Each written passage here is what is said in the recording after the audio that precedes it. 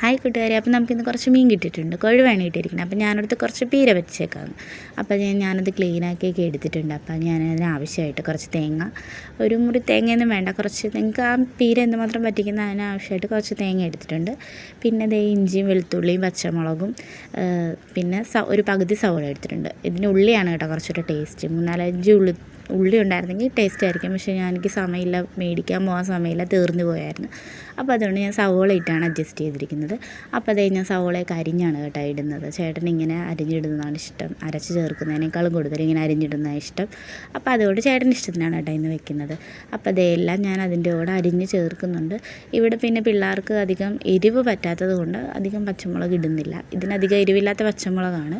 അപ്പോൾ അല്ലെങ്കിൽ അവർ തിന്നത്തില്ല. ആ ഒരു കാരണം പറഞ്ഞ് രണ്ടുപേരും കഴിക്കത്തില്ല. അപ്പോൾ അതുകൊണ്ട് ഞാൻ ഒരു 2 പച്ചമുളക് ഇട്ടുള്ളൂ. 3 പച്ചമുളക് എടുത്തതിൽ 2 പച്ചമുളക് ഇട്ടുള്ളൂ. പിന്നെ അതിന് ആവശ്യമായിട്ട് കുറച്ച് മഞ്ഞൾപ്പൊടി ചേർത്തിട്ടുണ്ട്.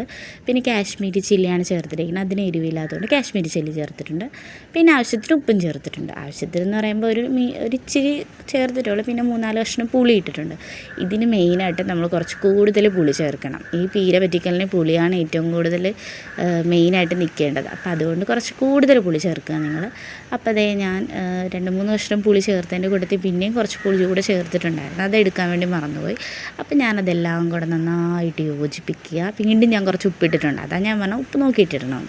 അപ്പോൾ അതേ വീണ്ടും ഉപ്പിട്ടിട്ടുണ്ട്. പിന്നെ അതിൻ്റെ കൂടെ ചെറുതായിട്ട് ഇച്ചിരി വെളിച്ചെണ്ണയും കൂടെ ചേർത്തിട്ടുണ്ട്.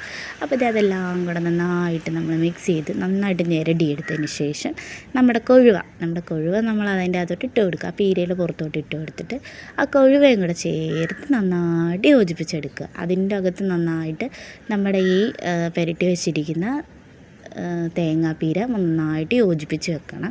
എന്നാൽ മാത്രമേ നമ്മുടെ മീൻ പീരയ്ക്ക് ടേസ്റ്റ് ഉണ്ടാകത്തുള്ളൂ. അപ്പം ഞാൻ നന്നായിട്ട് അത് യോജിപ്പിച്ച് വെച്ചിട്ടുണ്ട്. അതിൻ്റെ കൂടെ ഞാൻ 2 വേപ്പില കൂടി ഇടുന്നുണ്ട്. വേപ്പില ഇടാൻ മറന്നുപോയെന്നല്ല, ഇങ്ങനെ ചെയ്യാമെന്ന് വിചാരിച്ചിട്ടാണ് വേപ്പില ഇടുന്നത്. പിന്നെ ഒരു കാര്യമുണ്ട്, ഇത് ഞാൻ വേവിക്കുന്ന വീഡിയോ എടുക്കാൻ വേണ്ടി മറന്നുപോയി. കാര്യം ഇമ്മക്കുട്ടിക്ക് ട്യൂഷൻ ഉണ്ടായിരുന്നു. അപ്പോൾ അതുകൊണ്ട് ഞാൻ ആ കാര്യം മറന്നു. അപ്പോൾ ഞാൻ മീൻ പീരയും വെച്ചിട്ടുണ്ട്. പിന്നെ ഇച്ചിരി വറക്കുകയും കൂടെ ചെയ്തിട്ടുണ്ട്. അപ്പോൾ ഇത്രയുള്ള നമ്മുടെ വീഡിയോ.